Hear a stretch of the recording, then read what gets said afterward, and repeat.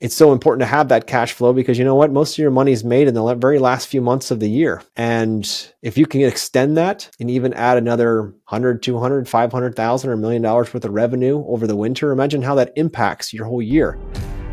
Welcome to the Sales Made Simple podcast. This podcast is dedicated to helping overwhelmed outdoor living professionals, landscapers, and hardscapers just like you increase your closing rate to over 75% without doubling your workload so you can build a seven-figure business that doesn't need you. I'm your host, Joshua Gillow. Let's dig in.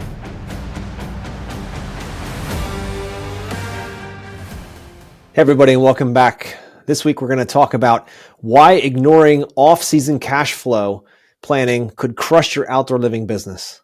Guys, we all know that we work in a seasonal world, seasonal business, at least we do here in Pennsylvania. And if we're not considering all 12 months of the year and how we can create cash flow in all 12 months of the year, we're doing ourselves a gigantic disservice.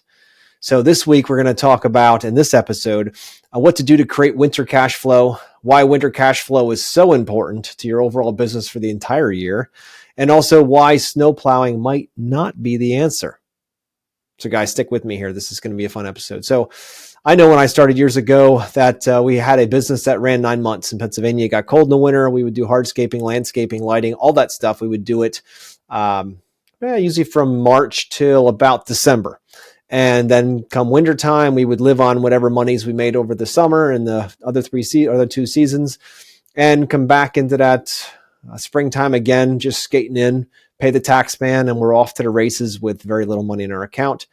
Do it all over again, all over again, all over again. And we didn't have a lot of options for cash flow creation in the wintertime.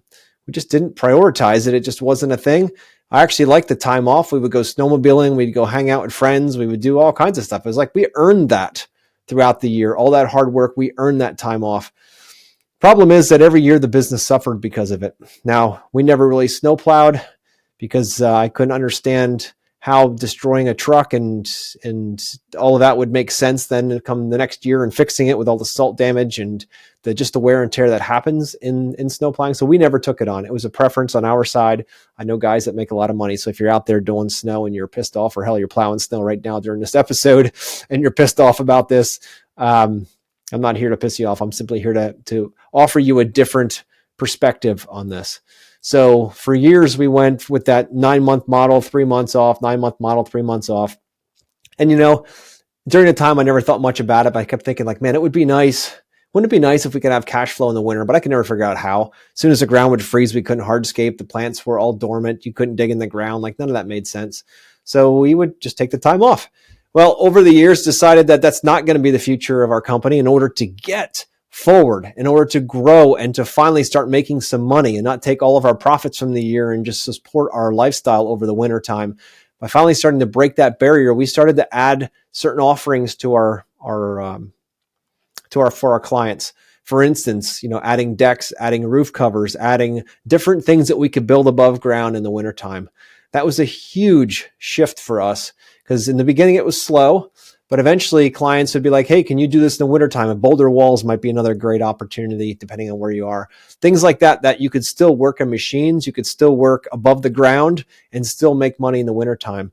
So we offered these options out to our clients and it took a little time, but they eventually started picking them up and we started to become a full 12-month a year cash flow model in design, build, and eventually into design manage, where we could start offering these things, year round and not have to worry about timing so much. So I'm here today to offer you a different perspective. You can choose to take it. You can choose to leave it. It's totally up to you. But if you're currently feeling like you're spinning your wheels and working way too hard for 9 months, burning yourself out just to have 3 months off, what if life didn't have to be that way?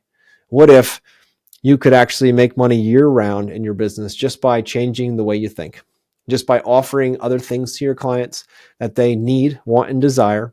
And the way you do that is through your sales process, through communicating with the client of what your true what the true value and service you can bring to them, so they don't have to go chasing around a deck builder, roof builder, or that, boulder wall builder, whatever it might be. They don't have to go try to find that themselves, that you can offer all that under one roof, and you can build straight through the winter. Now, again, if you're up in the upper parts of the United States where it gets just brutally cold and everything shuts off, then this probably isn't for you. But I'm talking about for the majority of us that we get cold in the winter, but sometimes it's a bit warmer, and you can still go outside and still work in the winter time physically. Even it might be cold, but you can still work, push a little snow off, and continue construction. I offer this opportunity to consider adding those kinds of services to your portfolio. Now, if you're thinking, well, that means I got to go out and build the deck, or I got to go out and build the roof, I'm here to offer you another perspective shift. That there are a lot of people out there that do that and love doing that, and it doesn't have to be you. You can subcontract that out. You can have someone else do that they absolutely love this kind of work. They don't mind the cold, and you can come in and out as a project manager for that portion of the project. Heck, you can even have those clients wait until winter for those parts of that project so you can keep cash flow running. There are so many ways that you can make this work and create a 12-month of year cash flow model for your design, build, and or design manage business. The winter doesn't have to stop you. So what to do to create winter cash flow is to open your mind and figure other services out that you can do in the winter that'll provide cash flow that fit directly within your offering now. For instance, outdoor living, you can do a lot of stuff in the wintertime. It's something to consider as you move forward. Also, it's so important to have that cash flow because you know what? Most of your money is made in the very last few months of the year. And if you can extend that and even add another 100, 200, 500,000 or $1 million worth of revenue over the winter, imagine how that impacts your whole year. Imagine starting off with a huge win and be building in January and February and March, where you normally have very little income, or you're just collecting deposits for projects that all turn into an insanely busy spring. What if you could iron some of that out and iron out that busyness in the spring by bringing some of it into the winter, and then create a cash flow model for yourself? Also, when it comes to snow plowing, again, I'm not a huge advocate of snow plowing. I know a lot of guys make great money doing it. When you put a snow plow in front of a truck and drive around and smash into piles of ice and all of that and curbs and those things, it beats the truck up hard. And when that happens, then there's more maintenance on that truck. So it's something you just have to consider in your pricing model to make sure that that vehicle or whatever vehicles you're using, that they are well accounted for, because there's going to be a lot of fixing that goes on in there. So I know a lot of my students come through US Express and they start off expressing to me that they would wish they didn't have to snowplow, that they wish they could be home with their families when the snow's flying, that they wish they could be enjoying the snow instead of being out there for 24, 36, 48 hours straight. And this kind of a model, when you start thinking cash flow outside of snow, you start thinking of other things that you can put into that model, i.e. above ground things like decks and porches and roofs and boulder walls and the like, that you can start adding a much higher level of cash flow over snow plowing, and someone else could actually be doing the work.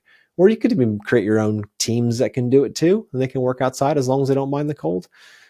But today, my bigger goal with this episode is to help a lot of the guys and girls out there that were like I was in the beginning, with constantly thinking that I was the only one that was able to do it. My teams had to do it, and they really just wanted time off in the winter and didn't like to be cold.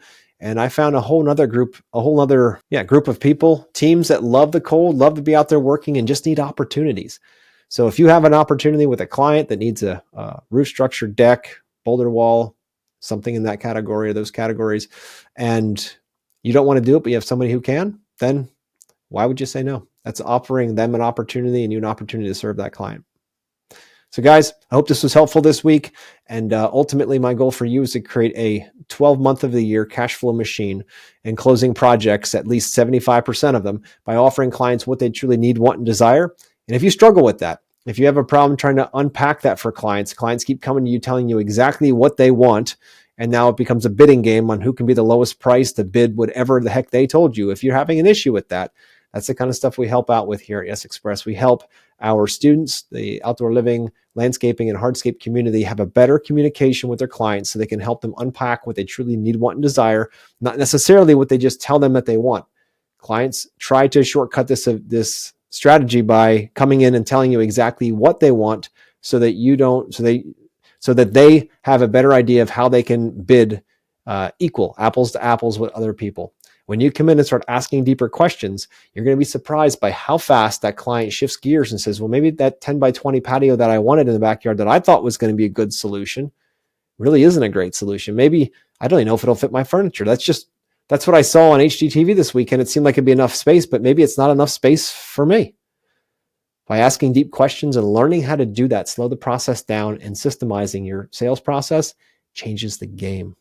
I see it all around the country with hundreds of different outdoor living professionals that they've implemented the system, and to see them thriving now because they know how to ask questions there and their teams know how to ask the right questions has been some of the biggest blessing of my life. So guys, if that sounds like you and you need a little extra help, reach out, hello@yes.express.